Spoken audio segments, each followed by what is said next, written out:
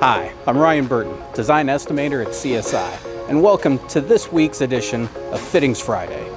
A processor contacted me looking for jacketed assemblies that would consistently control the temperature of their sweet caramel product while in production. Jacketing is the process of creating a sealed metal casing called a jacket around a length of tube or pipe. This jacket has an inlet and outlet where heating or cooling media is inserted to heat or cool the inner tube, providing a consistent controlled temperature.